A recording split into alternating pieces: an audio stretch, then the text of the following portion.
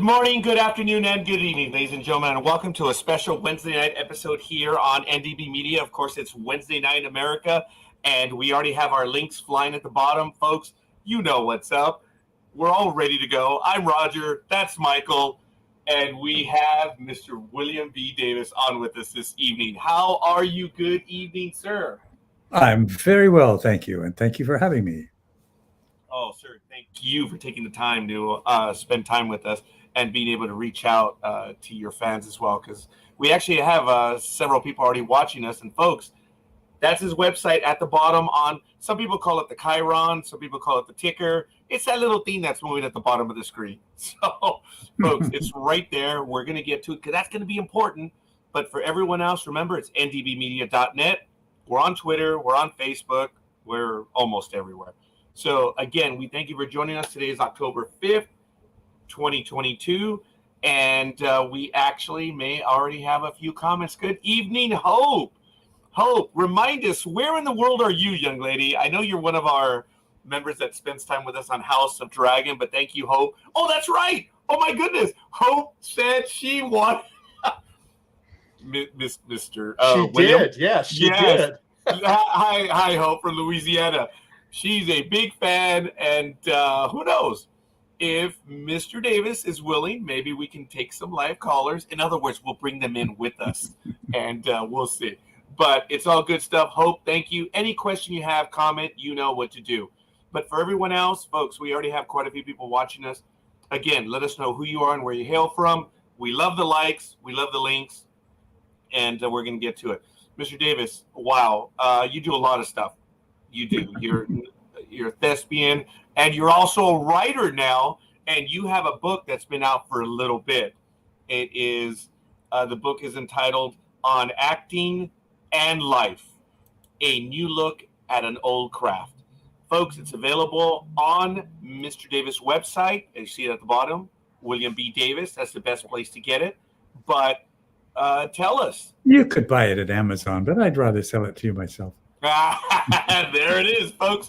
It's obvious. It's better to get directly from the source. And you can get it signed from my website, too, if you want it. Oh. But Amazon can't do that. No. So, all right. I guess we're going to have to do that. So I think that is absolutely awesome. So, folks, if you want the book, you get it signed. That's where you go. If, Kindle edition, non-signed, and paper non-signed, you go to that other one, that monster, the one that has a little smile at the bottom of the name. Yeah. But that's neither here nor there. William, sir. And sometime you'll get the audiobook, but it's not ready yet. Oh, okay. Oh, a little bit of news? Yeah, a little bit of news. Who is, are you going to be? Of course I'm going to be the narrator of the book. Wow. Excellent. Is this what you expected? Is it a lot of work doing the narration? Well, I did narration on my first book, which was called Where There's Smoke. That was about 10 years ago. So no, it's good. I mean, it's something I like to do, and so I'm looking forward to doing it. Excellent. We, folks, we're gonna. I don't know if we have an image on the first book, but if you do go to his website, it is there, and I'm sure we're going to talk about that one a little bit as well. Why don't you tell us about this one? What is the deal on this one? Well, the deal's interesting because I was conflicted in terms of what to write or what I wanted to say, because I had such an extraordinary background. It's so unusual, and at the same time, I have a lot to say about acting and actors and what that world is and how to deal with it. So how do I combine these two things? And I was puzzling with that until I stumbled on Stephen King's book called On Writing. And bingo, I had a template. So the first half of the book is basically a memoir. It's a biography of my life in acting. Not necessarily always as actor. It can be as acting teacher, it can be as director, which I've been a lot of, a theater director in particular. And it touches into acting techniques, but the main body of what is acting about and how do I think you should approach it is in part 2, which is basically a master class on acting. And we trip over some famous people on the route, everywhere from Donald Sutherland, Maggie Smith, Brian Cox, people that I've worked with, um, and Wow. Brian has endorsed the book. David Duchovny, of course, has endorsed the book, and so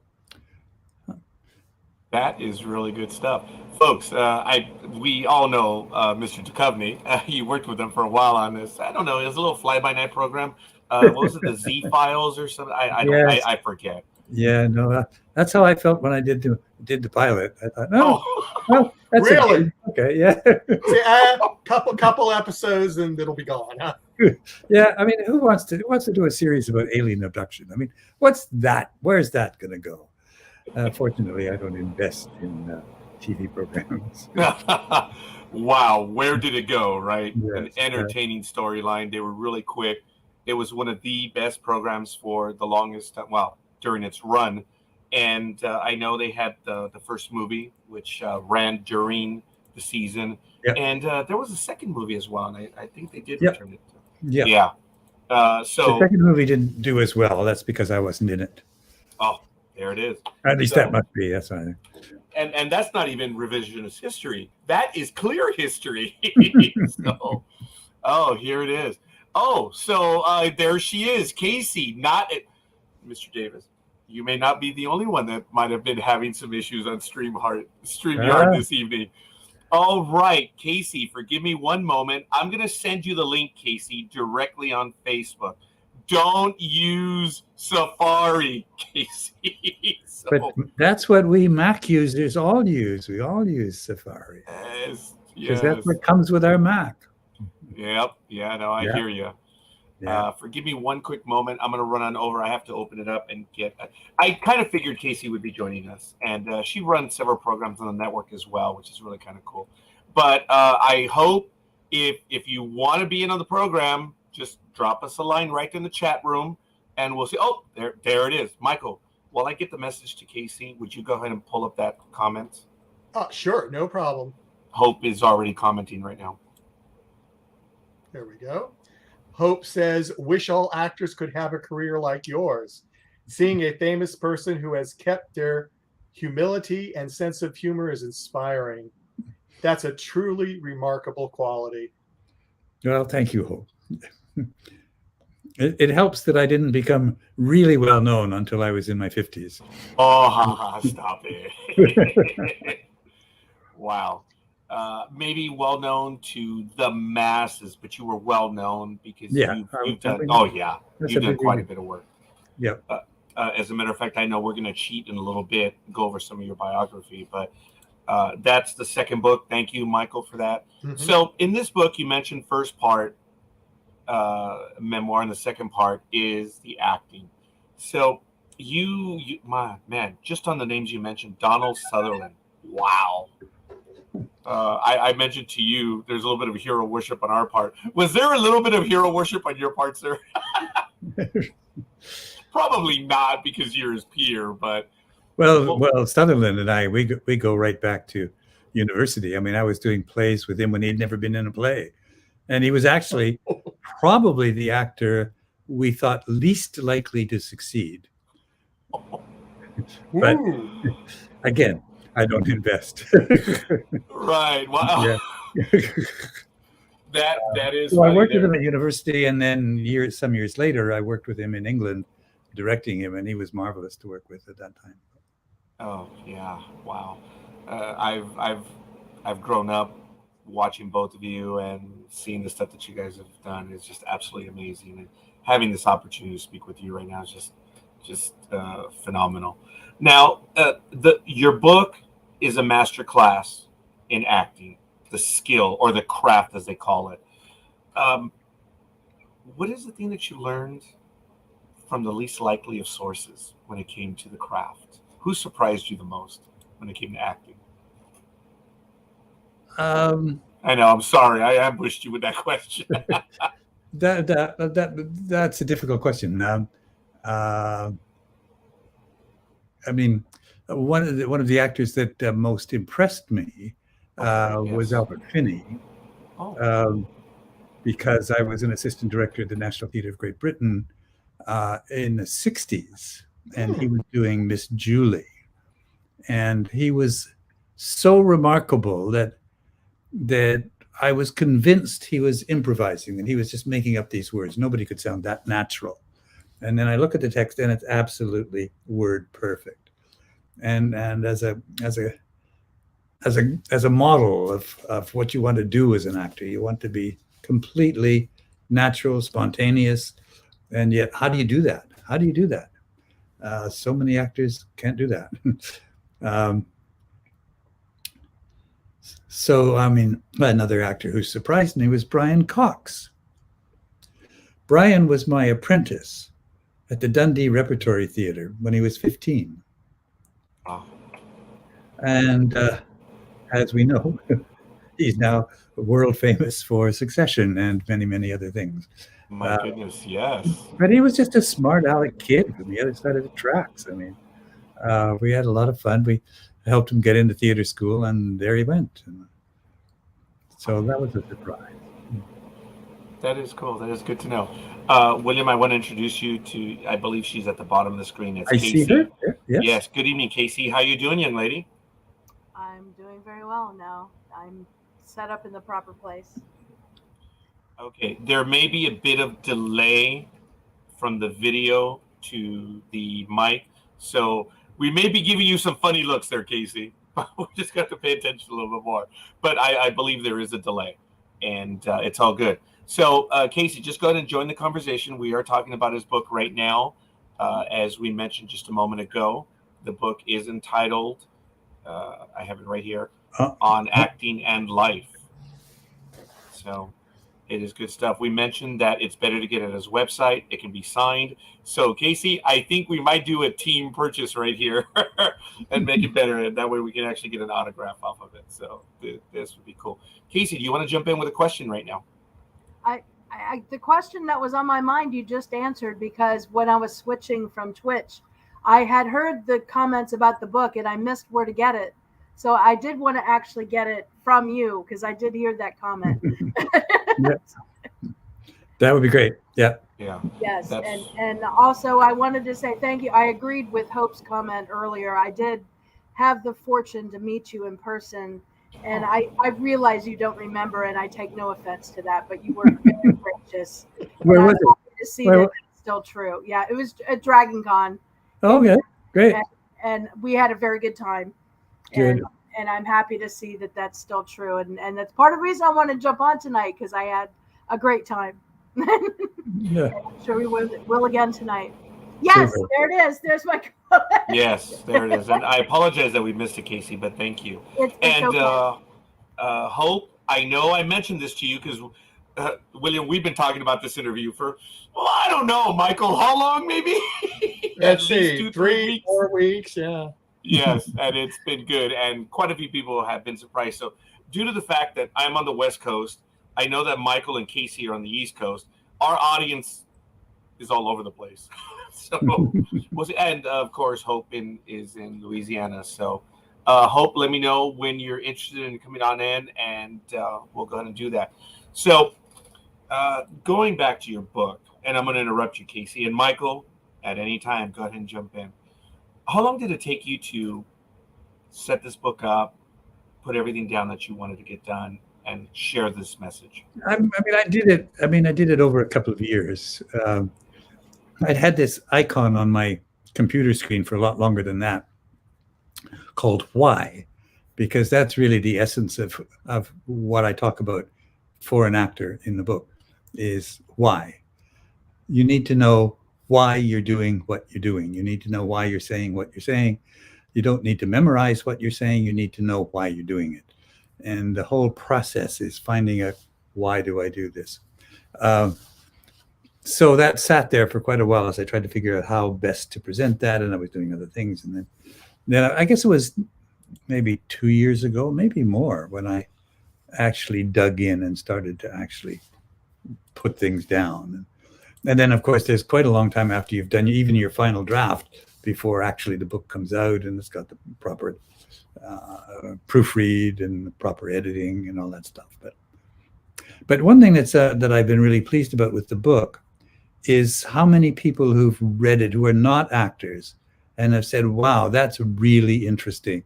It's really fascinating to know how this works and what I've learned about not just actors, but life in general, which is why it's called End Life, because we're dealing with human beings and what do human beings do? How do they behave? How do they live? What do we know about life? And that's all connected to the whole process of acting. Without revealing any more, I don't want to sell it, but I am going to ask you some additional questions. In the book, I'm sure you talk about the method. You've already shared with us a tad, but what were some of the more difficult roles that you had in, we joked about X-Files not knowing where it was going to go, but what were some of the ones that I'm sure they all challenged you, but I'm asking you for, the ones that really, really did, the ones that, you say, hey, I want to stick my teeth into this and see where it goes. Well, we could start with X-Files because that was an ongoing process, partly because no one knew at the beginning who I was, where it was going to go. So we're just thinking about that as we go. And I would get scripts. The most famous one, I guess, is the episode Musings of a Cigarette Smoking Man, which was so called the background of the character, but it was written by people who hadn't really paid attention to the previous season, and there were a lot of inconsistencies. Yes, and there were inconsistencies even within the text itself. But so it boiled down as an actor to what do I have? What's my job? My job is to bring life to the little black marks on the page. So it's not my job to worry about if these little black marks fit those little black marks on that other page. I just have to make both of them come to life, but I don't have to do it at the same time. It's different in theater. In theater, you have to link them, but in film and television, you don't. You can play each scene by itself. So I don't know if I'm really answering your question.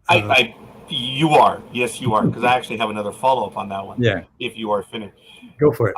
A few thespians have explained to us that they create a backstory. Not all of them. So, especially for one such as yourself, that you didn't know very much of the character. It was a dark character. It was, a secret character. Did you create your own backstory? Several times. Several times. Oh, yeah, okay. So, following along my previous comment, as the character changed or as got developed, so the backstory altered or filled up or altered. What I don't recommend actors do is I don't recommend you write a character biography because you'll probably waste a lot of time. You'll worry about where did I go to school and where did this happen and blah, blah, blah, blah, and things that aren't going to be relevant to the scenes you're actually playing. So the approach I use is to try to figure out why I'm saying this. And that leads me to the backstory that I'm going to need for this. So I get the relevant backstory. I don't spend extra time writing a biography because that's not my job. My job is not to publish an analysis of the character. My job is to bring this character to life. So I need the backstory that I need. I don't need extra backstory. So you would recommend that when people are creating their backgrounds to not go all over the place and just kind of be specific. And if they don't need something, don't worry about it. Don't worry about it. If it doesn't feed into what you're doing now, it doesn't matter. So you'll be busy enough. Yeah. What's going to feed what you're actually doing? Before I go to Casey, Hope does have this question. And as a person who has very certainly been subjected to question interviews for most of his life, I'd like to know, Mr. Davis, has there ever been a question that you've been hoping someone would ask, but they simply never did? If that is the case, what is the essence of that answer? Oh, okay, good. I would have been a bonehead and said, yeah, what's the question? So Hope covers it. What is the question and what is the answer? what have we all missed, both the professional interviewers and us? And even the readers of my book, because it only comes in at the end, in my kind of last section, where I talk about evolution, and I talk about what are human beings. Well, it goes through the book, but what's different about how we could or should approach acting now to what it was 50 years ago?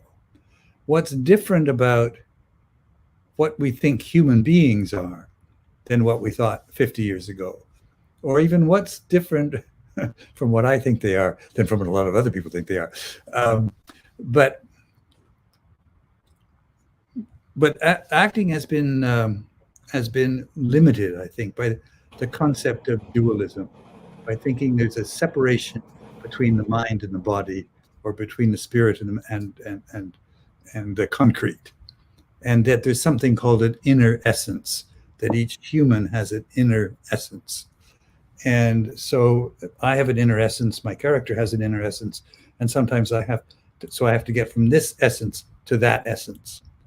And I submit, with humility, but not too much, that you don't have either of those. You don't have an essence, neither does the character, so you don't have to do all that. You just have to get on with it. I like that. I appreciate that, sir.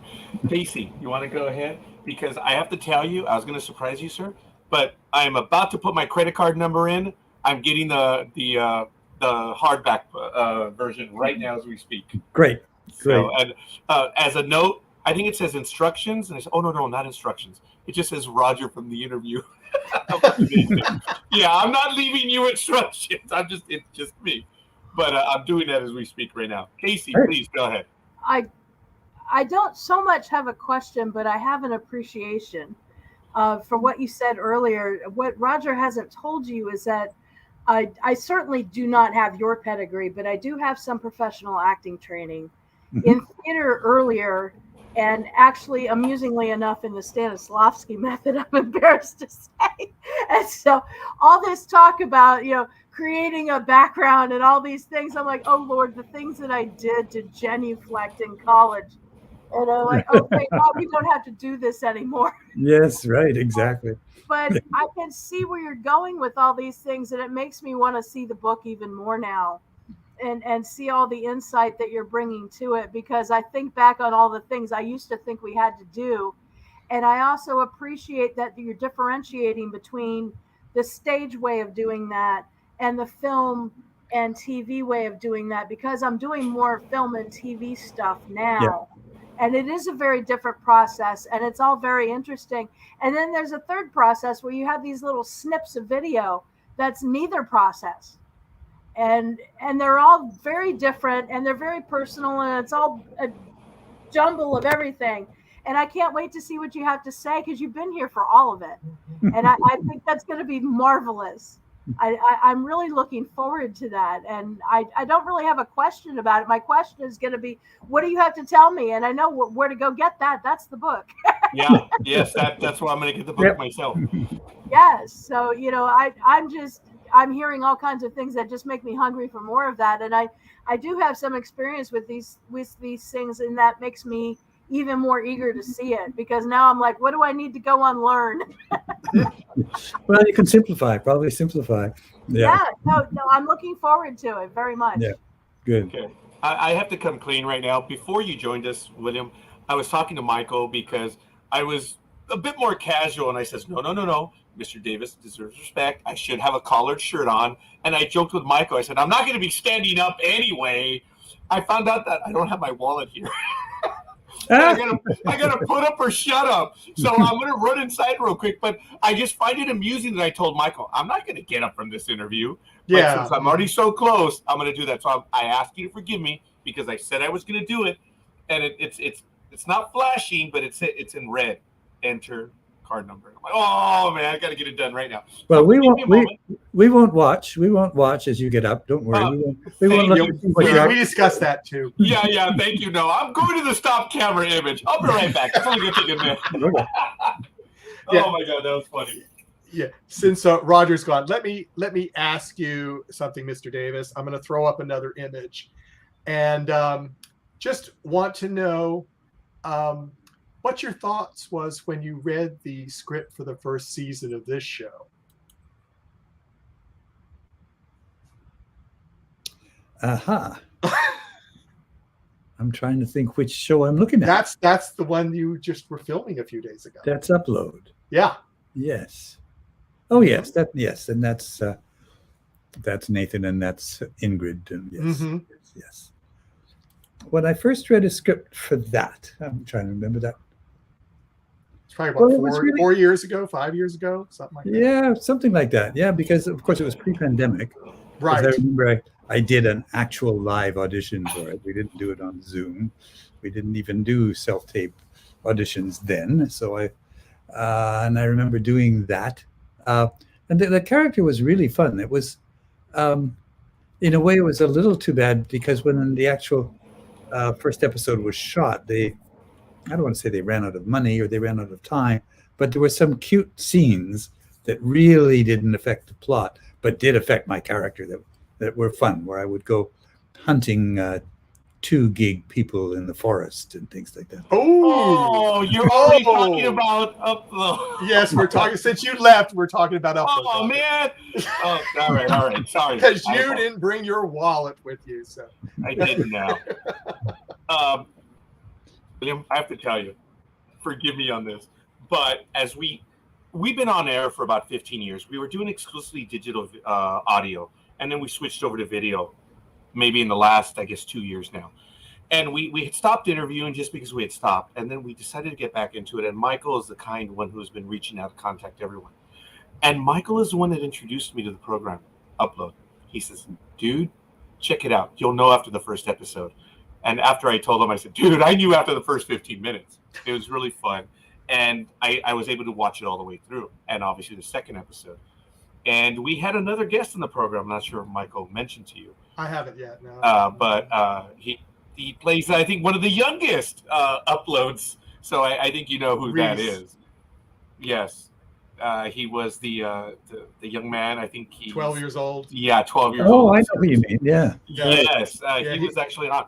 But Michael and I joked about it. You know, he says, dude, I've asked everyone to be on. Like, okay. He says, and who do you think is the first one? If there's going to be anyone that's going to say yes, it's going to be the young man. And oh my God, he said yes. So we're like, okay, so who else do you think is going to be next? And I said, we will not get William Davis. There's no way. It's not going to happen. And Michael said, we just might. Let's try. And Sure. we did. And here we are. Oh my goodness. So I apologize. I had to get that one in there right now. So I'm going to stop talking right now. Ross is in here as well. He's in Utah. Oh, sure. I show up and Roger runs away. No, it's more embarrassing than anything else. Folks, you have to watch Upload. It's fun. Now, I don't want to reveal anything because it's on there, but this is a technical question. We've seen season 2, and you say something in the very first episode to the main character. You were pretty blunt about it, where he said, so what did you do, whatever? And he said, oh, well, I was just doing this. And he said, oh, yeah, you're trying to end a $500 billion industry. So, yeah, someone killed you. Yeah. And he said, no. I was like, yeah, someone did. Little do we know in the second season. So now I might. Don't give spoilers. Right. That's why I'm just trying to hint around it. It's hard to deal with spoilers nowadays because Yes. people come along now and start the first season. They haven't seen it at all. So everything is a spoiler. That is true. So knowing that, did you know going in about your role at all? Okay, so they surprised you as well. No. Yep. Okay, that's I should have cool. known. I should have known. I mean that. Yeah, but I didn't know I killed JFK either. But Oh, that's right. That's right. Okay, yeah, you got me on that one. And folks, I want to say, oh man, I thought I did it. Okay, now I did it. The order is in. I'm so happy. I'm looking forward to reading it myself. So that should be a lot of fun. Right. Oh, William, there's 2 books already that have happened during this episode. So Casey put a comment. I guess she beat me to it. I just did it right now. So I'm really excited about that, sir. She And, had her wallet with her. Yeah. Continue on upload, please. Well, I tell you, I'm looking at Casey's background, and I keep thinking that that's part of upload. I keep thinking someone's uploaded to her background. That maybe Casey isn't even alive. Maybe she's maybe she's in the She could be. When you had a chance to, well, actually, in the first 2 seasons, did you get to go there to that spot, to the hotel, to actually do the filming? To which hotel? In Lakeview? Upload. Yeah, in Upload. Yeah, but it's movie time. It's movie time. That's right. Yeah. The Vista is totally visual effects. Really? Oh yeah, there's no lake. It's a studio. The lounge is there. You know, we move around the interiors, but when you look out, it's what we see is a blank screen. What you see is the lake and the woods and all of that. I have a technical question on that. Do you find it easier? Do you find it more difficult with the technology, the green screen, and all that stuff? Sometimes it's for us, it can be quite awkward because, you know, we have to deal with people suddenly appearing. So we play the scene, and then it's stop, don't move, and then the person has to walk in and be there, go again, so that when you do it, it looks like they just appeared. But so there's a lot of fiddling about. We did we're not supposed to talk about this season. I don't think it'll hurt. A scene where I'm a hologram. So I had to sit on this stool because there was a projection thing behind me for hours. It was very uncomfortable. What is that noise? Oh, probably someone, trying to break into No, that's okay. Well, no, hopefully not. it might have just been coming from your computer. Maybe you had a window open. It happens every now. It annoys us to no end when we have a web page set up and then the advertising starts up. That happens to us as well. So in the craft, sticking with that technical question, do you think it adds? Does it take away? Because this is an art that has been practiced for thousands and thousands of years. Does technology affect it for the better, or do you think it takes away from the human condition? Well, I'm still attracted to live theater. I mean, still attracted to that situation where you're actually in the presence of the actor and the actor is actually in the presence of the audience. I still find that really attractive, really interesting. Technology does some weird things. I mean, for one thing, it allows you to do it over again. Yes. One of the things I say in my book is when we were doing the pilot, I was also directing a play with my acting school. And there would be about 200 people would come and see the play that we were doing at the acting school. I was more nervous about that for those 200 people than the 12 million people that were watching X-Files. Yes. And that's largely because I could always do it again. If I forgot my line, I could repeat it. But when you're in front of 200 people or whatever, you forget your line, you're in deep trouble. So there's all of that. But more to the point, I think, is the whole style of acting has changed. I suppose when I was in England in the 60s, I was at the tail end of what we called the old school, the Laurence Oliviers, the Ralph Richardsons, and the John Gielguds. And then before that, of course, before my time, there was a whole generation. And people, I think, then often went to the theater to watch an actor perform, kind of like going to the opera. You want to see the performance. But with movies and television, we've gradually moved away. We don't want to see the actor acting. We want to see a character living. We want to see a real person seeming like a real person. We don't want to see the performance technique. We don't want to see the well-trained voice. We don't want to see splendid gestures. We want to see a person. So technology's had that effect, I think. It's changed what we want to see from actors, which changes how we need to train as actors and how we need to approach the craft. Oh, I appreciate that, William. Yeah, and Go ahead, that's really, I guess, play versus film and TV, because you need to project so the audience live can hear you and see what you're doing, versus TV and film when they can get right up to you and you're right there. Yes, but when you're watching it live and you see two actors, say in a scene, playing together, they are in fact playing together. When you watch it on film, you're probably seeing one actor talking to an X on an Apple box on a camera, and another actor later reacting to something that happened at a different time, and they're being edited together as if they were happening now. So there's pros and cons. There's compromises on both sides. I have a really stupid question then. I imagine the best of both worlds then would be a program such as The Big Bang Theory, where they would practice all week, but then they would film in front of a live audience. Only because I don't know any better. Did you ever have a chance to perform in such a program? Well, I started as a radio actor, and that's of course what we did in radio acting. Yes.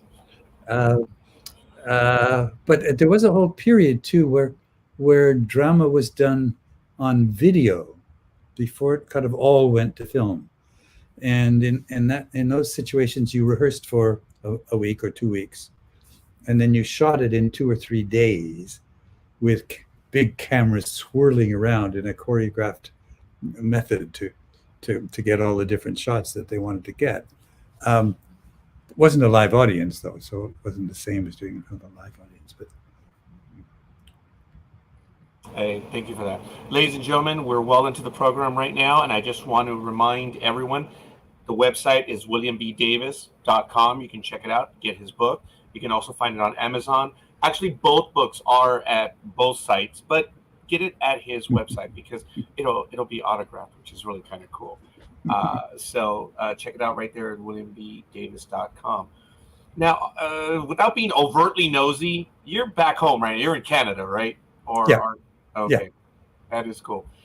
Do you, whenever you had a job, did you miss Canada, or what were some? Okay, you had a chance to travel around the world. What are some of the nice places that you've been to, and maybe even just for a moment made you forget of the maple leaf? Well, I was the biggest crisis in my life in that regard was I had gone to England to train as an actor, and then I had stayed directing. I was directing various theatre companies in England. I was an assistant at the National Theatre of Great Britain. Wow. And I had a career in front of me. Albert Finney had asked me to assist him, to be his assistant on the first film he was going to direct. It turned out to be the only film he ever directed, but I was supposed to do that. And then the National Theatre School of Canada phoned me and asked me to come and work there as the assistant artistic director of the English acting program. And they offered me all kinds of money. They offered me, I don't know, $7,000 a year or something. But they made it very attractive. And I'd always wanted to come back to Canada, but never knew how I would do it. So this was in Montreal, where my favorite hockey team played, and where there were many ski mountains where I'd learned to ski, and I've been an avid skier all my life. So I had to decide, would I stay in England on the career path I was, or would I switch gears altogether, come to Canada and join the National Theatre School? And since then, I don't say I've never left Canada, but I've never gone away for any period of time. I mean, yes, I went to LA to shoot things, and went to Vermont to shoot things, to direct things, but so I've moved around, but haven't gone to many of those exotic places. I haven't gone, where I was talking to Brian Cox, and he spent his time in Italy and various places they would go to shoot. I haven't done so much of that, but we've shot a lot of stuff in Vancouver.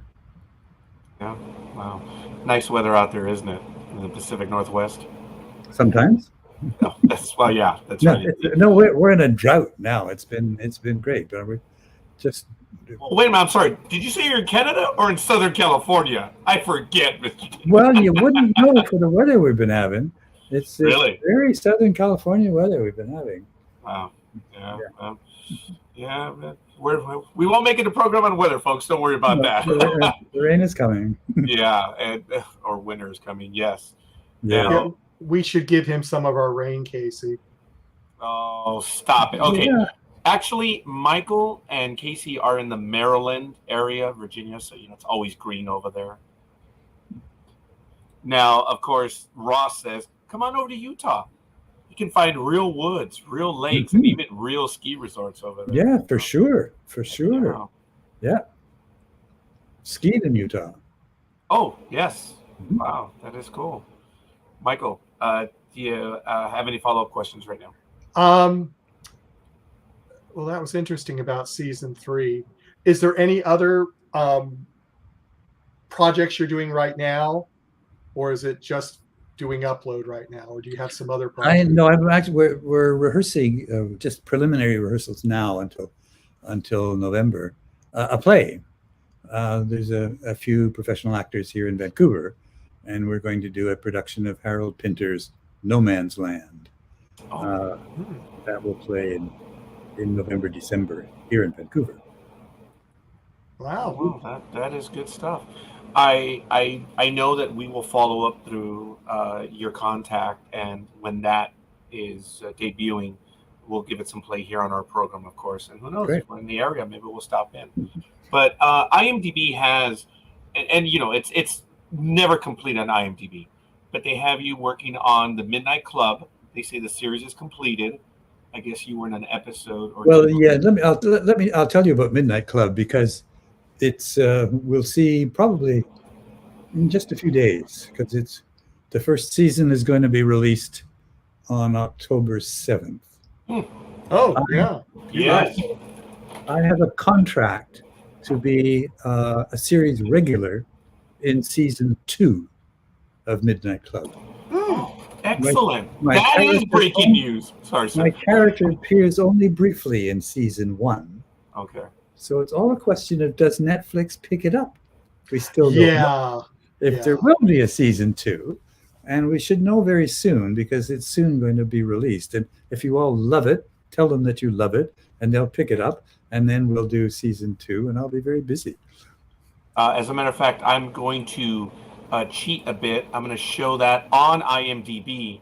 This is it right here, the Midnight Club, and it has, unfortunately, there it is, October 7th on Netflix. Yep. That is absolute. Death is a rite of passage. That's the tagline up there on my top. Wow. All right. This is cool. So we have a tiny bit of breaking news right there, folks. Check it out. It's all about how many people watch it. That hasn't changed, right, William? How many people watch it, right? Yeah. Wow. Now that is cool.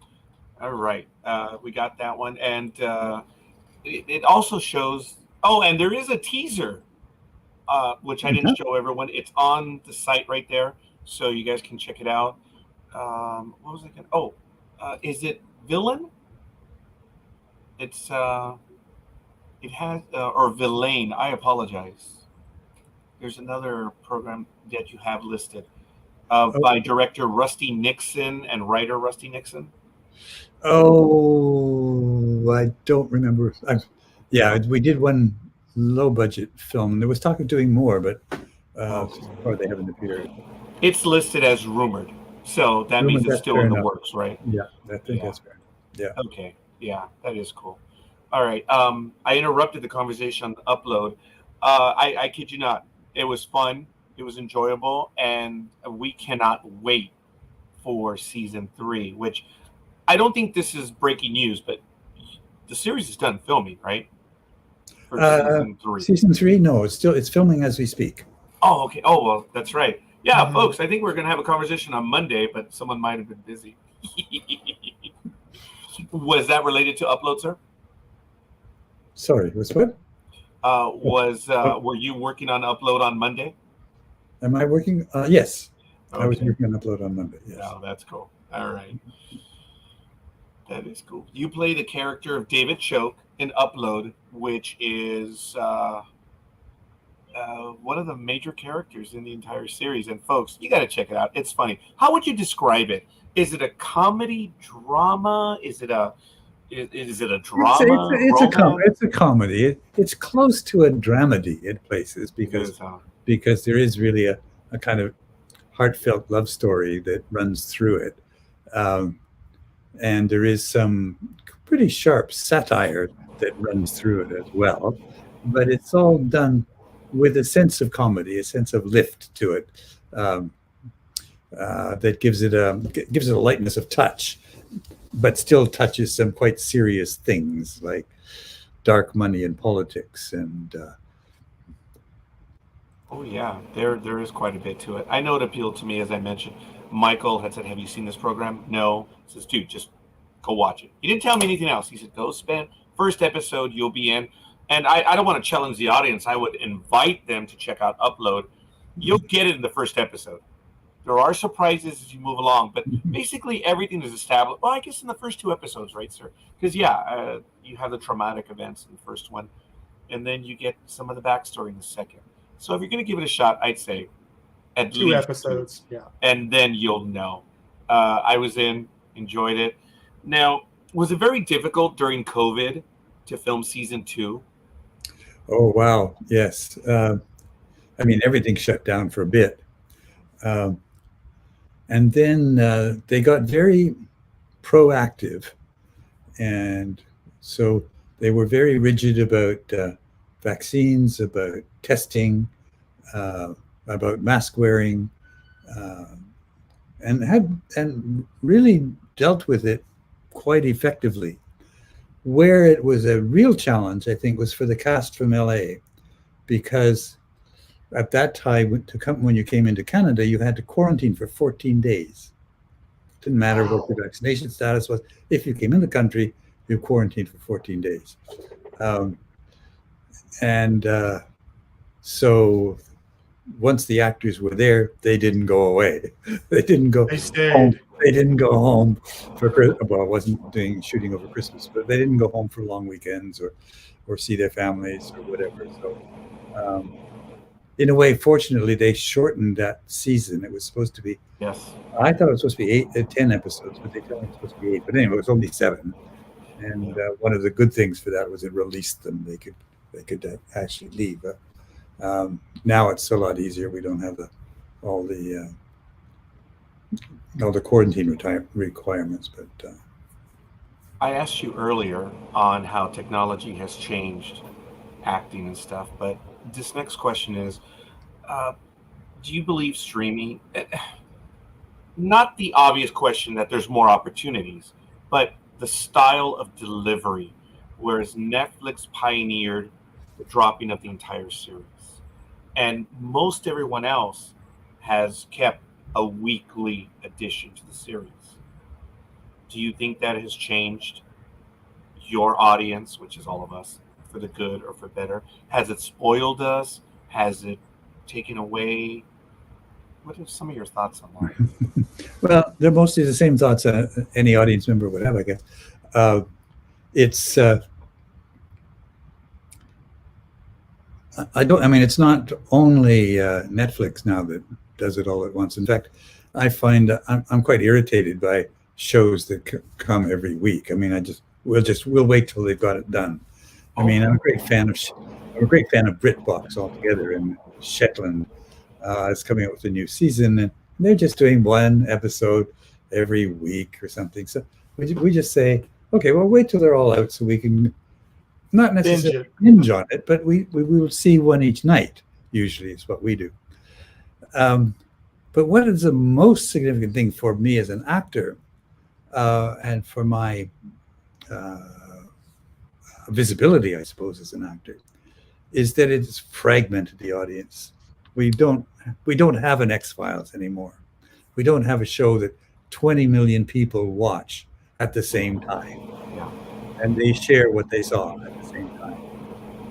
20 million people may eventually watch a Netflix series, but it'll be a few here and a few there and a few later and some next year, but probably not anything like that many, even when it's a hit. So I mean, and that whole nature of how we watch television has changed. We don't. I mean, I hardly watch television anymore because I don't want to watch commercials. So tape things and I'll watch the commercial. Yeah. Yeah. I appreciate that insight. Yes. Yeah. No, William, I'm sorry I cut you off. So I know you were going to add something else. No. That's it. I think. Yeah. I appreciate that insight. My comment would be, I remember going into work on Monday, and I would hear everyone talk. Did you see so and so? Did you see this? Exactly. And that was on a weekly basis. Yes. Yeah. I do miss some of that, but I will tell you, I have binged watched a few series myself on Netflix. Lost in Space, second and third season I did, and I think that's the only season I ever have. But I ask you to forgive me a moment. I'm going to bring him on right now. Good evening, Richard, who is out of Ohio. He's probably the closest one to you, William, and he's also one of our hosts. And Michael, what did I tell you? We were all going to professionalize up. I put the shirt on, and my goodness, Richard even has a tie on. Wow. This is the respect and admiration that we have for you, William. This is really cool because we are much more casual than this. But Richard, jump on in, young man. Hello, Mr. Davis. Thanks for joining us. I'm sorry I'm late, but I had to feed my cat and whatever. Anyway, I did have a question. Yeah. I know you mentioned it earlier that season 2 was truncated. Will those episodes be added to the third season for upload? Oh, they're available.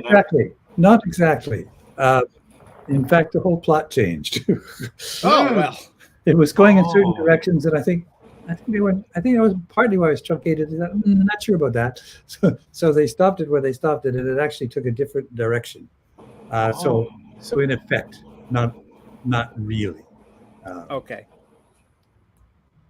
And I thought it was 3 episodes, but but Robbie said it was 1, and he should know. He's the lead. So.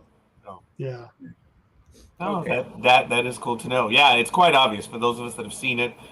Yeah, it's a big deal, folks. It's a fun series. It really is, and there is smart commentary in it. It is really good stuff, and maybe that's why it appeals to me and Michael. It's good. Richard, do you have any more? Because I do apologize, folks. I'm looking at the wrong timer. We had technical difficulties, so we started out a bit late. I'm watching the program timer, and it's telling me about it, 50 some minutes. And then I looked at the real time, the real world time. It's like, oops, we have to be cognizant of that. William, we're on your time, and we did not ask you how much time because we know you're working right now, and we don't want to be responsible for ruining your performance by being tired. You won't ruin my performance, but I do in a few minutes have to cook dinner for my wife. Oh, that's important. Yeah. Yes, it is. Yeah, that is important. Richard, come on in, pal. You joined us. Jump in. Let's get a few questions. Well, but I don't want to act like a Jonathan. Maybe Davis remembers that from his first book. So, but anyway, I did have a question. What can you tell us about the Midnight Club that drops on the 7th? Oh, he just did. Oh, did he?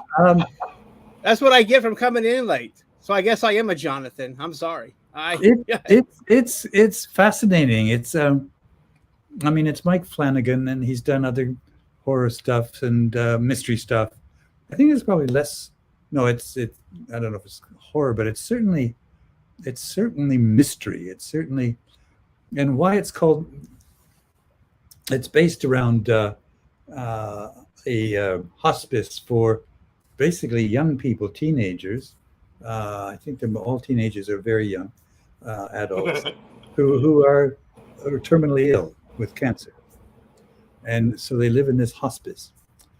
And the reason it's called the Midnight Club is at midnight they sneak out of their rooms and meet in this mysterious place and tell each other ghost stories, and then those are dramatized in the movie in each episode. So each episode has its own kind of internal ghost story, but all along there's a flow to the main plot or the main story, where we discover more and more about the background of the house that they are in, the hospice, and its mysterious history, and this mysterious guy, me, who we only saw glimpses of, and the whole edifice will unfold eventually.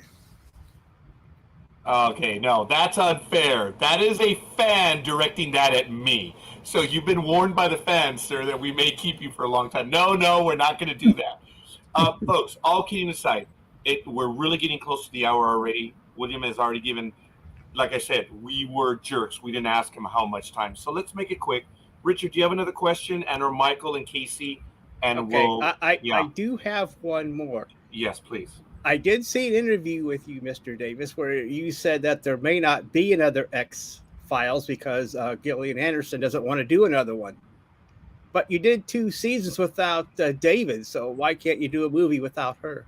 Not to be mean, but I guess everybody wants to see an X-Files movie. That I know that Scully is an important part of the show, but I think it's now in the hands of the studio. Because of course Fox doesn't exist anymore. It was bought out by Disney. So there's different people making these decisions, different people with a different connection. I don't think this is Tales Out of School. I know that Chris proposed to the studio a whole series based on the cigarette smoking man, and going into his background stories and so on. And they didn't buy it. Oh man. Shame on them. Exactly. Yes. So it's not for lack of Chris trying to get something happening, but it is true that Mulder and Scully are a big connection. I know they did 2 seasons without David, but they did not do as well as when the two of them were both. Yeah, there. I watched those 2, and they weren't anyway. They weren't bad, but the magic goes right. into those 2. Right. Yeah.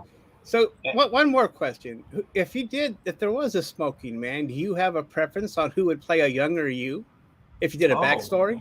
Oh, that's cool. Well, we've had that actually. And a young man by the name of Chris Owens has actually, no, I get mixed up. He played the younger me in Musings of a Cigarette Smoking Man. But then later he played my son. But I would certainly be happy with Chris doing the younger one. But yeah, if we want a big star actor, I don't know. I'm not sure. All right, fair enough. I like that. I appreciate that. Mm-hmm. Michael, anything? Casey? No, I'm good. Casey? No, I'm actually good. I've picked up a copy of the book, and I'm really looking forward to doing a deep dive on that one. Great. I'm looking forward to it as well. So it is really good stuff, folks. Very quickly, it's at the website right down there, williambdavis.com. Check it out. Get it there direct. You can get a signed copy, and it'll have a nice little note on there, I imagine. But wow, William. Go cook dinner for your wife, but I'm eternally grateful. We've really been looking forward to this. You're so gracious with your time, with the fans, and especially us as well, being able to spend a little bit of time with us. It's been a real pleasure. We've got some great insight, and I look forward to reading the book as well. So beyond that, I think it's good. We are there. So, Mr. Davis, at this point, if you want to go ahead, you can just go and close your box, or we could. I don't want to kick you out, but you can just close your box. Yeah, I know I'll have to go, but I don't know how to close my box. I didn't know how to open it either. So. Oh, that you're funny. Okay, well then what we'll do is we'll end it on our end. We're going to remove you, and then probably at the very top, just hit the X. Do not hit an end broadcast button. That will probably end the episode, but we're gonna get you out now, and just go ahead and hit the X to close the browser. Mr. Davis, what a thrill, what a pleasure. Thank you, sir. And hope we will be watching. Hopefully, we get a chance to speak to you again in the future. Godspeed, sir, and be well. Thank you. Thank you. All right. And there we go. Okay. All right, ladies and gentlemen, absolutely awesome. I got to tell you, What a pleasure. Blown away, man. Richard, I thank did you for not being able to realize make you it. could stay. I'm sorry I was late, and I glad I got the questions in that I wanted to ask him anyway. I mean the major ones, because I did want to know some of those answers, because like I saw an interview yesterday and I saw him talking about some of those things, but I did skim through his first book. Oh, you did. Okay, So well, he says, Casey and I got the second. I saw that. I was watching the show while I was trying to get ready and get stuff done to get on the show. But anyway, what did I lost my. But he was talking about someone being stupid, and his name was Jonathan. So they called people a Jonathan for being like stupid. And I thought, well, I'll throw that in and see if he gets it. And if not, well, then I look like an idiot. Well, then I do look like a Jonathan. So you might have gotten in trouble for that. He said some of the things that he said in his book he got some, in trouble. So maybe that was one of them because it's Jonathan's going, wait, whoa, hold on a second. But anyway, go ahead. No, Richard, that's damn funny. Michael, he commented kind of about that, where he said his second book has been approved by certain people. That's interesting, Richard, what you just shared. That is really cool. Yeah. And Richard, dude, I'm not kidding. Dude, I really appreciate the fact that, dude, you put the shirt and the tie on. I put a shirt on too, dude. I mean, this is funny. Roger, you know what's worse? I didn't put on a fancy shirt. I have a Hello Kitty Halloween shirt. But it's okay. But no one saw that, and it was absolutely awesome. The funny thing is, folks, Mike and I were, I told him, I said, you know what? It's Mr. Davis. Got to put a collared shirt on. And then I stood up, and obviously I'm just wearing a pair of shorts, folks. It's nothing graphic. But I said, I'm not going to be standing up anyway. And Michael was like, yeah. In the other room. It was hilarious because both Michael and I dismissed it. Like, we're not going to stand up. Who's going to leave? And then I'm trying to put in my credit card, and I'm like, oh, where's my wallet, man? So, that's why I ran out. I thought it was damn funny. PayPal, my dude. I wanted to wear my black hat, but it got absorbed into the background, so I. Oh yes. But it was funny where even he played along when I said I was going to stand up. He said, "Oh, don't worry. No one's going to be looking at you," and he repeated it too. Yeah, that was funny. Obviously, he has a sense of humor, and I'm glad he was going to play along. But I was so embarrassed. That's why I had to tell that story because Michael and I just dismissed it. We're not going to get up. Well, at least you were wearing shorts there, Roger. Yes. Oh, well, of course. But it was. Oh my goodness! It's not one of so those Zooms, okay? Again, folks. Wow, folks! They're trunks. That's all they are. So it's not that big of a deal.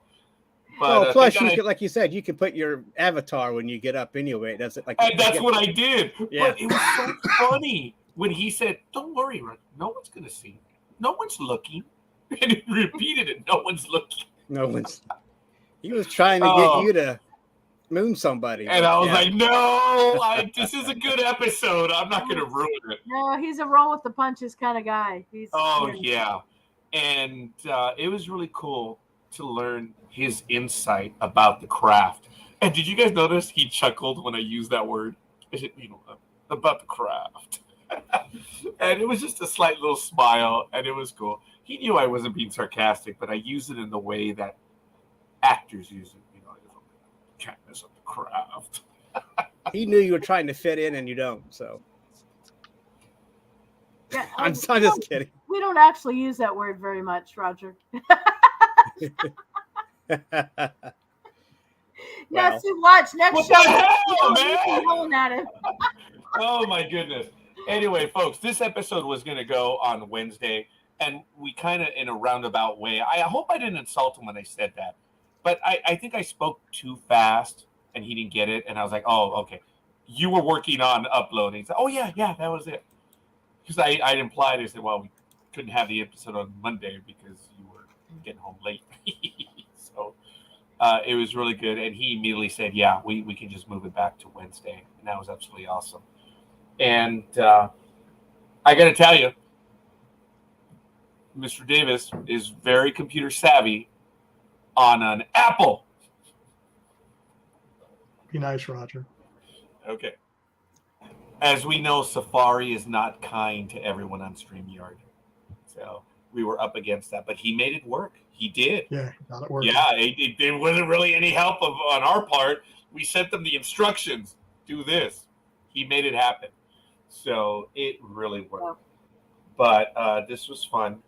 And secretly, I hope to be able to speak to him again in the not too distant future, maybe a year from now or so. And we can talk to him about the new series of Upload and his book, because we will have read it by then. Yes. Yeah. And his series, The Midnight Club, that drops Friday on Netflix. Yes. And I believe it drops all at once, so you can binge it Yeah. over the weekend. Yeah. So, and one more thing. Thanks, Michael, for getting him to appear. I was very excited. Very excited. Okay, but that conversation was real. I don't know if you caught that, Richard, when I said it was a little more sarcastic, folks. I said, okay, if anyone's going to agree, it's probably going to be the young man. He's going to And it was. And it was. And it was. And that was a fun interview. Don't get me wrong. But I did say, I said, oh, could you imagine if, and Michael tried. And he says, guess what, dude? I'm paraphrasing. And when he said the name, I knew the name, but it's like I went blank because I didn't make the connection. And I think Michael laughed at me because I didn't realize who it was. And then when he finally said who, I was like, oh! Yeah, that was cool.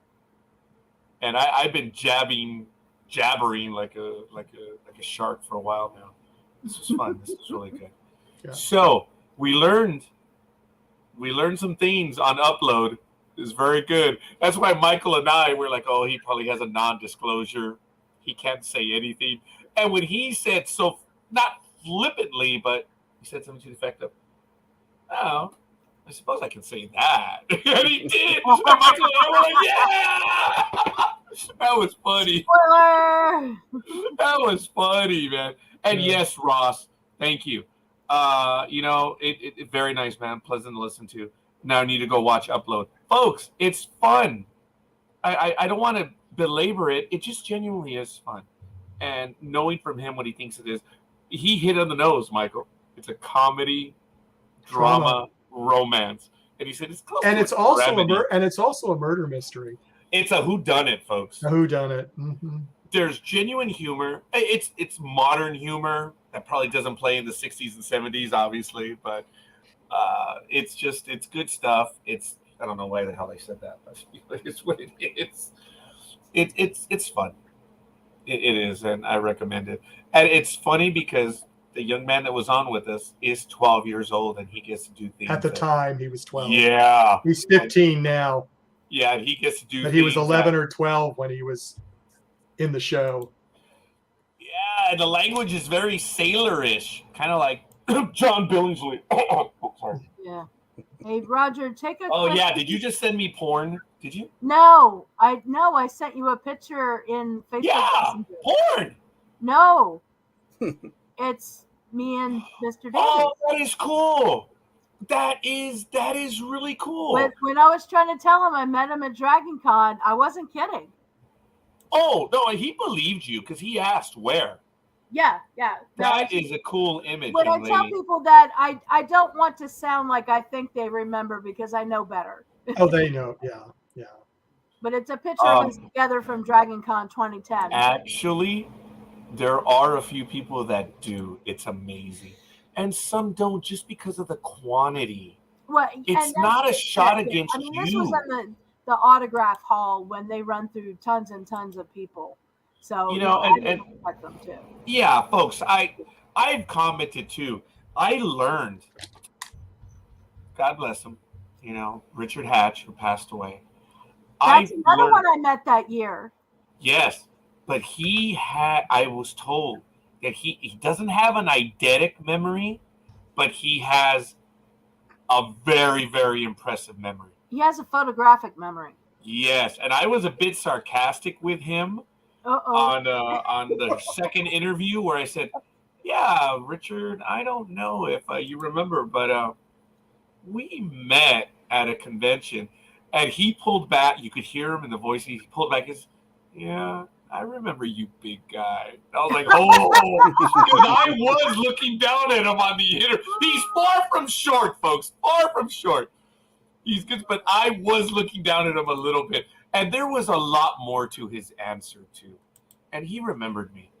Yeah. And he was really cool. He was admitting what had happened. I remember you, big guy. And that was really neat. And, if you show them a picture, they do remember. Yeah. And I'm sorry we didn't have that picture, Casey, because I know he would have. But look, there's a lot more that we could probably ask him. And, we could even email him. Not that we have an email or anything, but we could email him a whole bunch of questions. And maybe we could do another interview via email. Maybe he'll respond to those. Ask him, what's on his iPod? Yeah, who has an iPod, right? What sort of music do you listen to? What's your favorite place in acting? Do you really like the craft, or do you just like the money? Just kidding. Wow. Sad Roger. Even Richard shook his head at me. Damn. That's why we can't have nice things. Oh yeah. I didn't get to talk to Dirk, but I've heard that from people who've met him. That Dirk Benedict is also very gracious. Yeah. Yeah. Just don't ask him about who was playing his character in the first run of Battlestar Galactica. Yeah. It was a mistake. They made up. They get along. It is what it is. Yes. Look, the original Star Trek actors did the exact same thing for the Next Generation. Oh yeah. Yeah, it is. You just get past it, man. So I really appreciate that, Ross. And of course, the questions. Hope, really good stuff. Thank you for your questions. Well, Hope had some amazing questions. That was really awesome. Yeah. So that is really cool. Hope, I thank you for that. And thank you for actually, because you're on, you visit with us on Sunday night, which is really cool. Michael, were you surprised? And Casey and Richard, were you guys surprised by his answer when I asked him about the whole thing about the binging as opposed to a weekly? I thought that he was going to answer, I prefer weekly. And no, he was like, nah, want to see it all at once. No, or not at once. No, because have it available. It's changed for everybody because we've, previously pop culture has been forced to do it when it's airing. And now we can choose because not everybody has a job where you can watch the damn thing when it's on. Now you can pick. You can just, pick it. You don't even have to DVR it now. It's just on demand. And who wouldn't love that? Yeah. I mean, there's very little reason to be upset with that. Everybody's kind of leaning, even if you're a person who watches it live, like, why wouldn't you just watch however many you want to watch and then turn it off? I mean, it's really flexible. Richard? Well, I go with the binging too. I mean, yeah. I didn't like the fact when Netflix made Ozark a two-parter the last season. God. It's like, what are you? You're not Amazon. What are you doing? But yeah. I guess since I've been watching Netflix for so long, I'm used to something dropping, and it's like, okay, this is how I'm going to spend my weekend or part of, or the next few days just watching. Give me you the can whole just sit thing. back and click it and go brain dead. But until it asks you, are you still watching? And then you're like, yes, I'm still watching. God, yes. that is so annoying. And the thing is, Amazon does that in the middle of a football game. The pass is going. Are you still watching? Oh my God, get the fuck, get out of there. But anyway, I know that. But Roger and I discussed too that on Amazon when they drop Lord of the Rings or Rings of Power or whatever weekly, it gives us just a chance to discuss it as if it was all at once. Well, then how would we discuss it? We'd have to just stop every once so often and discuss it. So I guess as far as a podcast goes, I guess weekly or whatever works, but I still prefer binging because it's like I said, I could just go at it. That's why I liked when after the season of like Supernatural on the CW, I would watch it during the regular season, but then it would drop on Netflix and I'd just go and I'd fly through that season again. But I know I'm rambling on. What about you, Michael? What do you You're prefer? not rambling, Richard. Seriously. Dude, I can't get over it, Richard. Dude, you really took the time, dude. And I didn't ask you. Dude, I'm so impressed as to how professional, dude. Not that you aren't. It's just, I find it funny, folks, that both Richard and I did not talk about this. And that's why I'm making a joke of it. Both he and I, did that. We are from two different sides of the universe, ladies and gentlemen. Michael, what are some of your thoughts on the, I guess where we are on the... I do like the binging just because I always hated it would come to the end of an episode and I'd have to wait a week. And sometimes it was very difficult to wait a week for something you wanted to see. But then again, getting it binged, like I went through Upload in 2 days or less. And then it was like, oh, how long do I have to wait for season 2? Oh, yes. And sadly, it was a lot longer because of COVID. Yeah. Because they stopped filming in the middle. So, yeah. But then, the weekly, it's spaced out. I think Ross put a comment up here. Yeah, just a moment ago. Yeah. Yeah. Family watching and, and you all watch it together. I mean, that's another thing. But you can do that binging, but it's different. It's different. Yeah. But you don't have to binge. No, you don't have to. You can just That's say, true. You can watch it at your leisure. Yeah. But that's the good thing about it. You can do it at your leisure. You can say, you know what, I want to watch it, but I'm not going to just binge it and go just get. But I guess when you binge it, everything kind of comes together because you can go boom, boom. Okay, now that you don't lose track of things and whatever. At least it's mine, because if I have to wait, my brain was like, what happened? Oh, my brain's not all there all the time, as you can tell. Stop it. I appreciate you being humble, dude, but it's okay. You can stop it. Casey, what are some of your thoughts on this? Because this is kind of cool understanding about the binge stuff. Folks, I think for me, hey, Casey, what are your opinion? And I'm interrupting. For me, it's very simple. I like having the option that either I want to binge it or watch it. But I like what we're doing right now with House of the Dragon, with Ring of Power, Lower Decks, and Andor, that we get a chance to talk about it. Folks, the audience that Casey has on Sunday night for The Walking Dead, there's nothing like it. The audience that we have for House of the Dragon on Sunday night, there's nothing like it.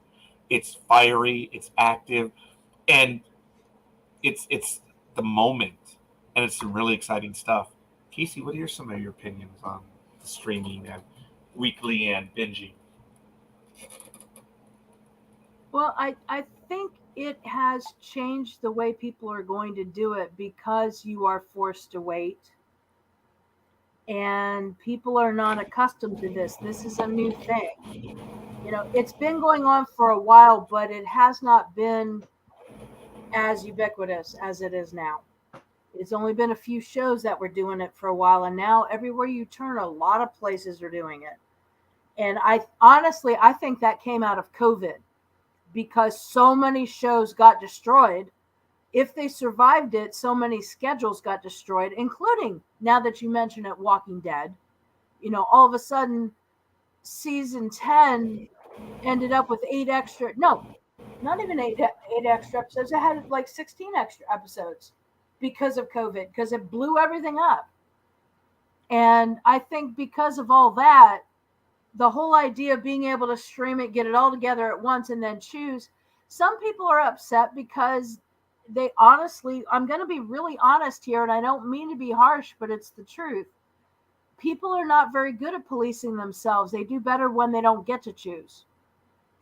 And they're upset that the leash is off and now they have to pick, and they have no one to blame. If I stay up and watch 4 episodes and it's 2 a.m, it's my fault. It's not the network's fault. In the end, I think they'll work it out. In the end, I think it's good, but some people are going to be whiny as they transition. That's all I'm saying. Ultimately, I think it's good because choice is good. I'm sorry, what? I said then they stay up until 2 and then they can't go into work the next day. Or they can, but they'll be Miss Hot Mess. That's funny. I think it's wonderful because a lot of people missed shows. Like I did not know that shows were on, and I don't like to come in the middle. My friends are all super fans and they're yapping about a show, and I'm so behind. I don't want to come in the middle of season 2.5. I got to go back and see it all now, but I can't. And so it made it hard for me to get into some shows. I'm behind on a lot of shows, or they conflict with a different show. And when you couldn't just sit and binge them all at once, you couldn't catch up. So, Well- this is actually very nice because a lot of shows that people weren't into before, now they can do it because they have access. So I think it's good ultimately. But I think we'll bitch while we adjust. That's what I think is going to happen. There are definitely pluses and minuses. I'm so happy it's working for us on what we're doing on Sunday night. It is what Even though we you missed my do. show now. It's wait a minute. No, we're after you. We're after you, woman.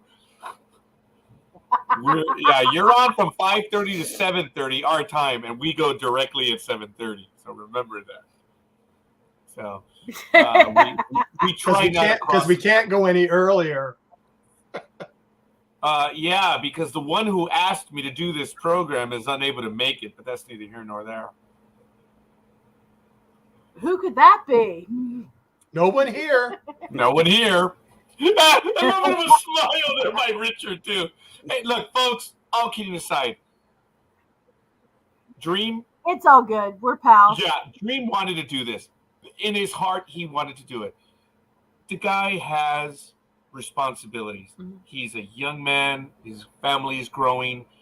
I love him. He was with me at the very beginning of NDB Media, folks, and he's still here 15 years later. That's the miracle.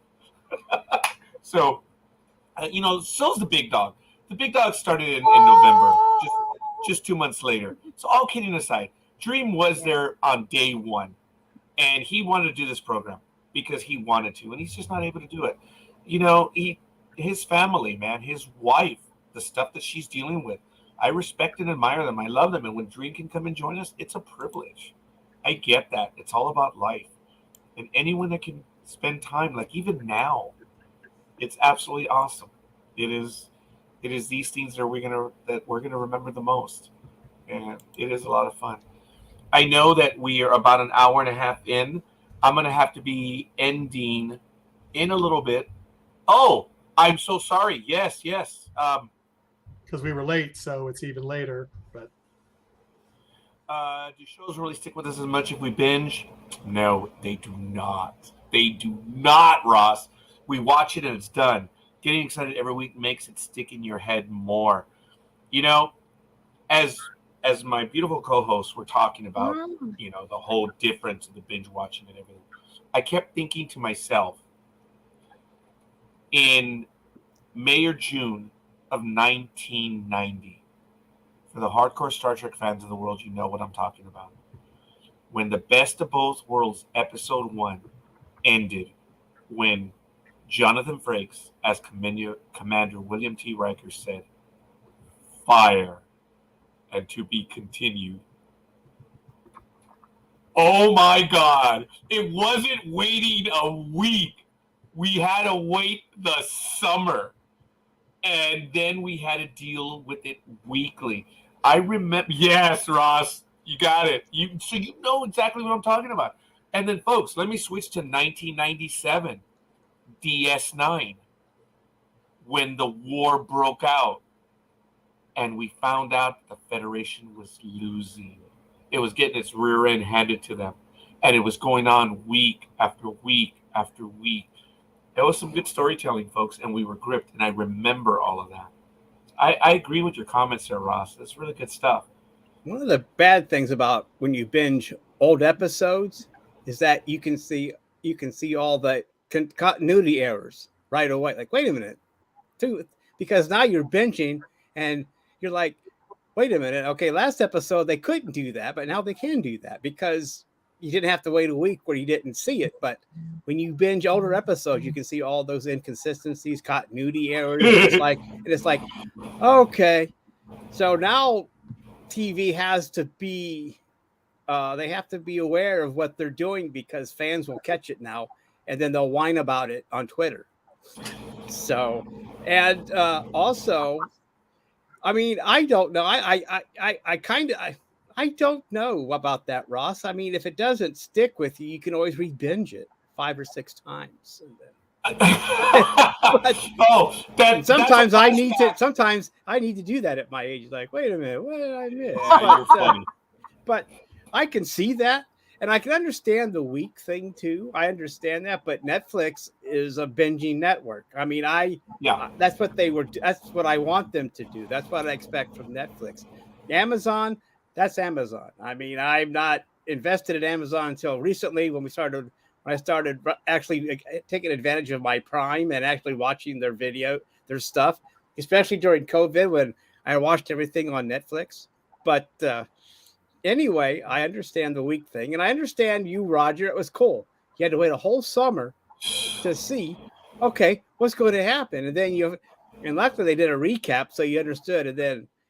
But I mean, that still happens on the major networks, I suppose. I mean, because they're weekly. And one of the things that, to Casey's point about, you don't want to come in a season or 2 seasons and a half. At least now, if you did, you could go back and binge it or watch it. Because if you have a network app, you can go back and watch their episodes. Whereas before, you had to get the DVD collection, or if you went back in the day and you had to VHS, or before that, you were screwed. Yeah. Wow, Richard, I appreciate that. Some insight. Casey, I want to get to you in a moment because I appreciate your comment in the chat, and I want you to comment on it. Michael and I, over the last year and a half, maybe 2 years now, on a Thursday or on another day, he calls me or I call him, and I swear to you, almost the first words out of each other's mouths is, "Have you seen it?" And we know exactly what we're talking about. And this year, due to tax season being the way it was, I got behind. And Michael bit his lip for a long time. He wanted to talk Strange New Worlds. He wanted to talk Picard, and I could not. And he was really cool about it. He did not give up a peep. And he wanted to talk. I was watching some of the other ones, but I just couldn't get to it because I was just genuinely tired. And then all of a sudden, I did Strange New Worlds over a day and a half. So go figure, okay? So, Casey, please put your comment. I'm going to get over to Ross in a moment. But you put a good comment in the private chat that had something to do with what we said and what Richard was commenting on as well. I have to dissent with the comment that when things were not bingeable, that they stayed with us with the anticipation. Because for me, when I'm binging something, it helps me stay with it because then I can control when I'm seeing it. I don't have a week or even longer full of other content that distracts me and makes me lose track of where stuff is. And because you have streaming and you have all of these on-demand chats and stuff, plus you still have cable and you still have DVDs and all this, there's so many other shows that could fill that time now. I think it's much easier to lose track if you don't hurry up and fill it immediately. And so I don't find that the waiting helps me stay with stuff. And, the family's gathering in anticipation, that can still happen if you binge. Maybe you've only got time for 2 episodes and then you got to go to soccer practice. So you actually don't get together for another week. But that's going to happen anyway. If you didn't have binging, that was going to happen because you had to wait. We still have to go through that with Walking Dead. My God, we had to wait like almost a year during COVID. Jeez. Yeah. We weren't even sure they were coming back for a while, for God's sake. And then all of a sudden we have season 11, which now has 3 chunks of 8. We ended up with 24 episodes in there. Is that the last one? It is the last one. We just started the last 8 episodes of Walking Dead Classic ever. Last week. Is there any plans of Rick coming back for this last season? Wow. They have not officially announced it, but here is what I know in very brief. They have canceled the movies but they have laid plans for a Rick and Michonne spin-off series, but it's going to be a mini series, as many of them have been. Instead of being a full-blown series of many seasons, it's probably going to be like 6 episodes or something short. Like Obi-Wan? Like what? Like the Obi-Wan series? I would say more like the thing with the USS Constitution, like Dead in the Water. I don't know if you watched that. That was the prequel about the USS Constitution for Fear. Yeah. It was just 6 episodes. They've been doing a lot of that. They did that with Tales of the Walking Dead, where it was 6 episodes, but they're going to have a season 2. It's basically an opportunity to wrap up some of the straight plot stuff without rushing it. And that also is more comparable to the X-Files miniseries that they did. A little bit. But the thing is, those X-Files minis were really great. I mean, they were able to do everything they did in the 22 episodes in just 6 or 7 episodes or 10. And it's like, okay, why do we need 22 filler? With mostly filler episodes. It's like they still had like a handful of filler. You know what I mean? Yeah. And then still get the main plot going without having to wait a whole year to get to it. But anyway, go ahead, Casey. I'm sorry. Oh no, it's all fine. That was really just it. Yeah. I was just saying, Walking Dead has had a bad problem with gaps because they don't release everything at once, and I don't think they ever intend to be like that. They release one episode will be released the morning of on AMC Plus. This, like, when it's Sunday, you'll see next week's episode on AMC Plus. But that's it. They don't do it the way that Netflix does it. I don't think they're ever going to go to that model. So, yeah, that particular series still isn't doing it. And people are okay. Like, you don't see a lot of screaming about it. I'm not sure. That's a very interesting observation. It just dawned on me. Nobody really is very butthurt about this. And I'm not sure why. Well, I know that the CW would drop theirs sometime in the morning after it appeared, because I would watch Supernatural on their app because I didn't have the CW. So I would watch it on my app, and then I would, like I said, then I would binge it when it got to Netflix the next week when it ended. But, and that's what I like about now is that you can get their app if it's free and then just watch at your leisure. And then you don't have to worry about, paying for a big cable package to watch a few shows that you watch. See, there's a lot that we could talk about in the industry. Michael and I have talked about that over the years on the different strategy and stuff. But what CW, and they're not the only ones, okay? Right. But what I'm talking about is what Richard just said.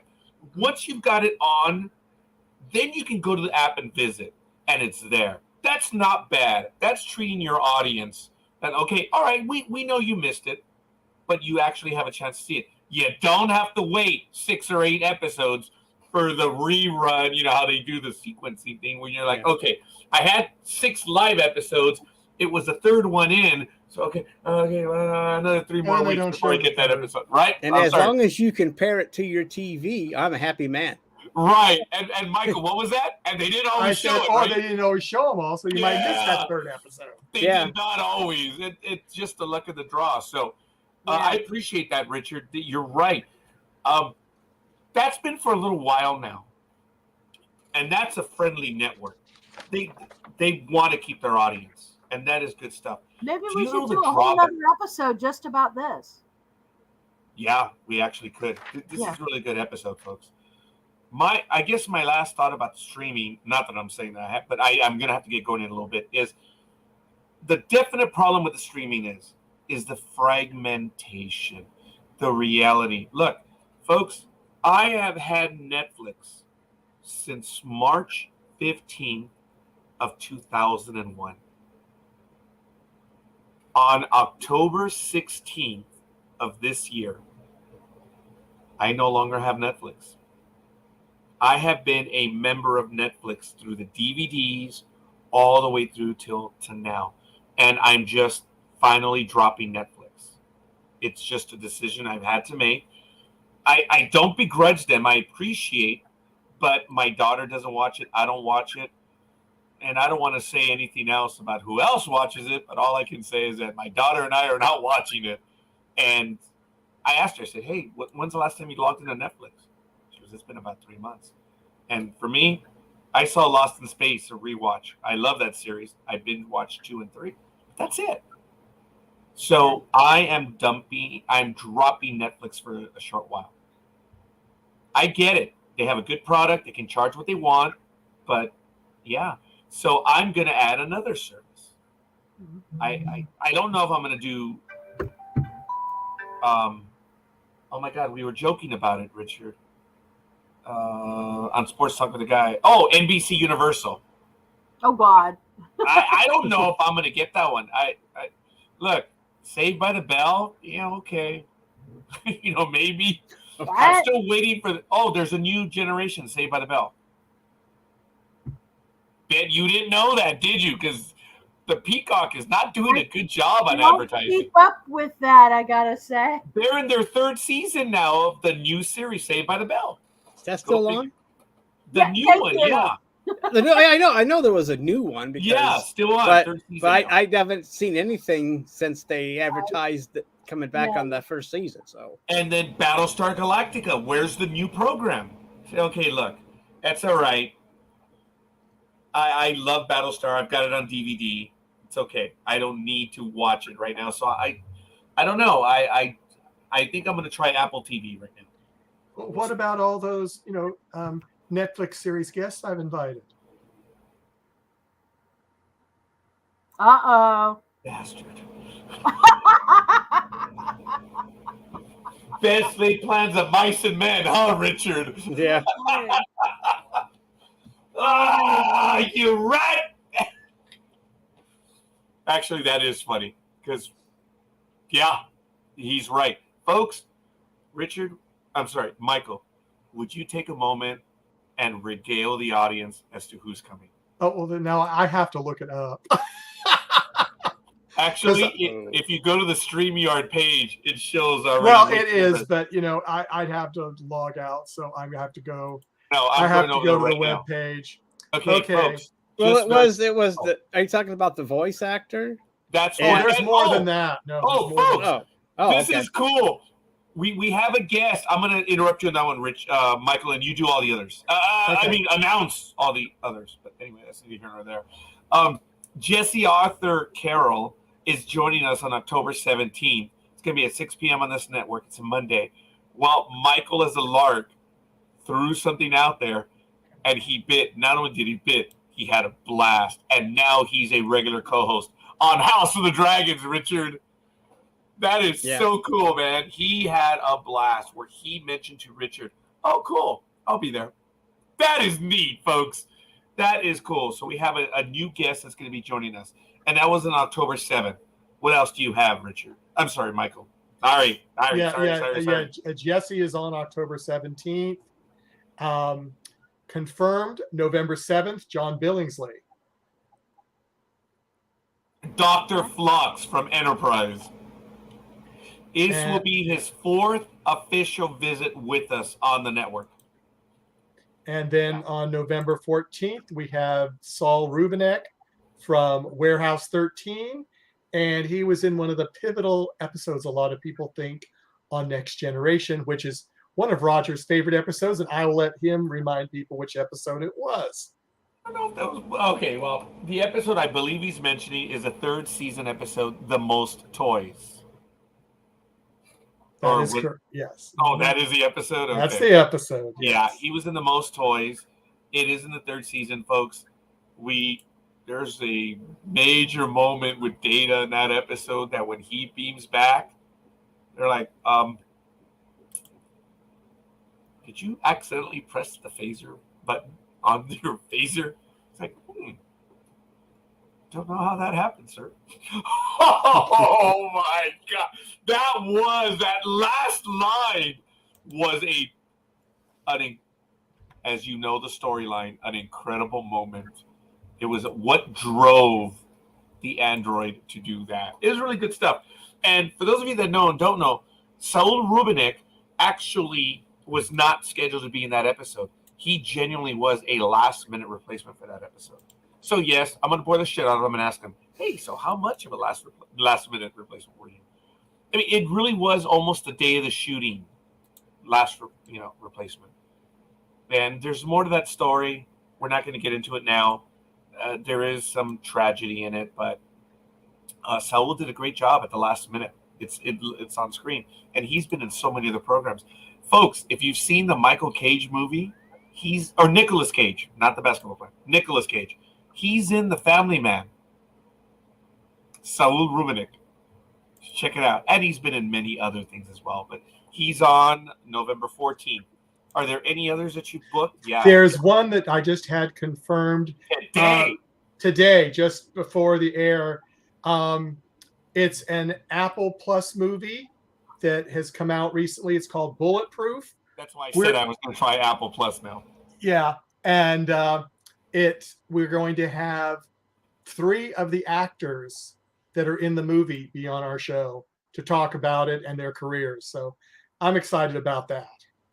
I believe one of them is the director, James Clayton, correct? Yes, correct. And I believe another one is going to be the writer, James Clayton.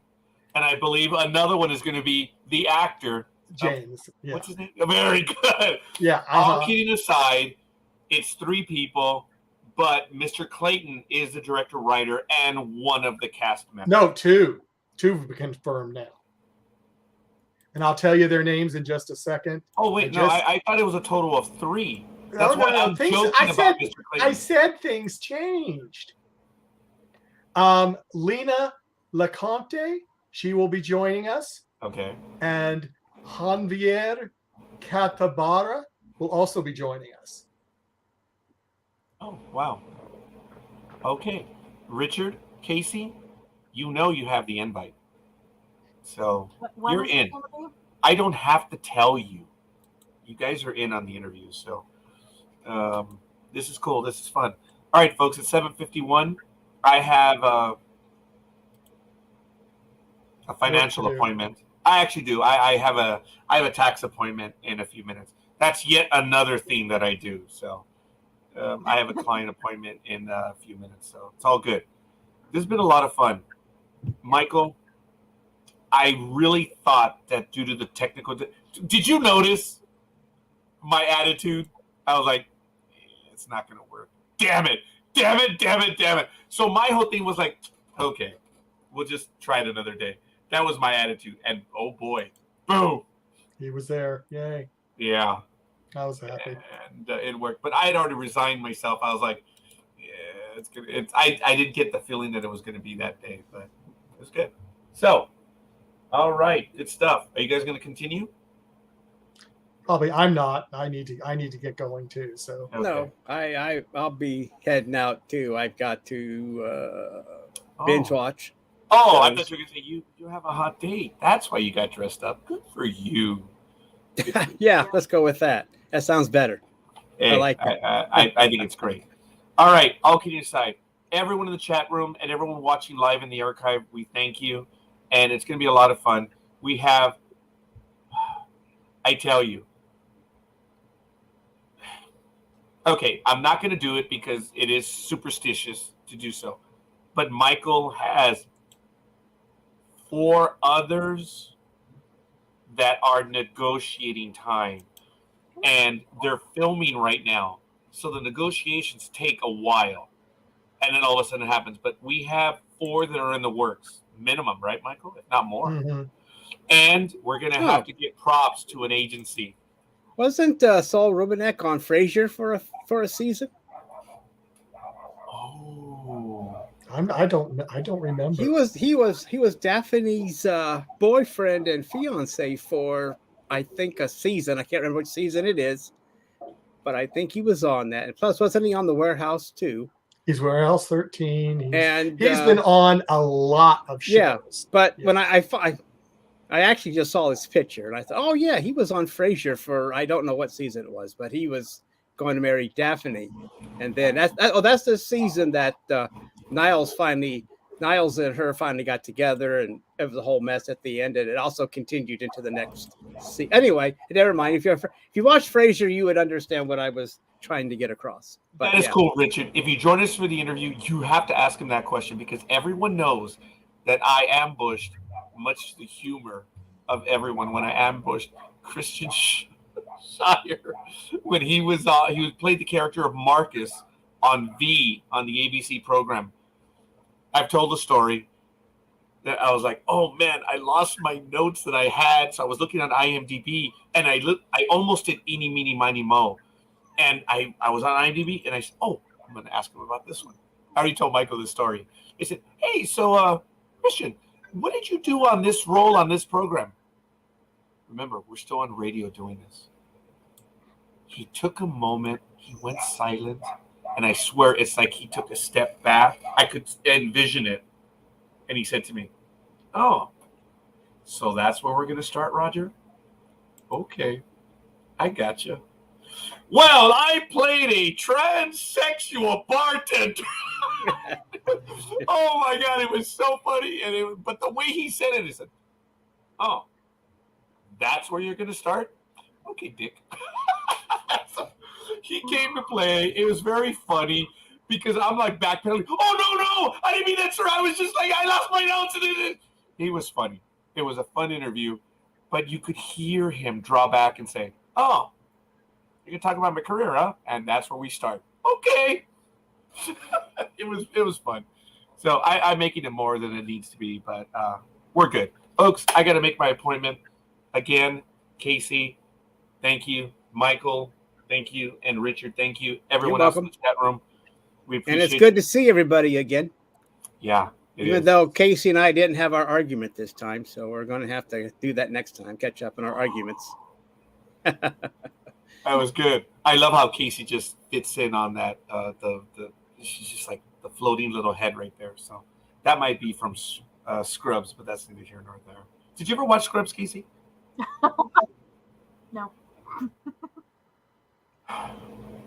You realize all right, my Richard. catching up the list is like 400 shows long. I know. It's very difficult. Ross, thanks, buddy. Yeah. Seriously, thanks for joining us as well, and everyone else that joined us. It was a lot of fun. All right, folks, we're good. We're done. We're out of here. Okay. Tomorrow, Travel Itch Radio on Blog Talk Radio. Saturday, Sports Talk with the Guys. It's at 6 a.m. Oh, wait. Are you doing an episode in a few minutes, Casey? Or next Wednesday? Next Wednesday. No. Oh, damn. If it was this Wednesday, I wouldn't be here. I need prep time. Yeah. Oh, I'm sorry. Yeah, like we do too. All right. The Rock and Roll Shrink will be on next Wednesday at about this time in about 3 minutes. That's next Wednesday, 8 p.m. Pacific time. But Saturday is Sports Talk with the Guys. On Sunday at 5:30. What time? I'm sorry, Casey, at 5:30. Your program? Well, it's probably 8:30 her time. Yeah, I said 5:30 Pacific time, but that's okay. That's your program. He does that to mess with me. Yeah. Yeah. Walking Dead, season 11, episode 18. Yeah. She's on from 5:30 to 7:30, and then we're on the TV. This TV right then at 7:30 on Trekking Across the Universe, folks. Okay, I got 2 minutes. I gotta go, folks. Right. We'll see you guys on the other side. Good day. That's not fair because I did that.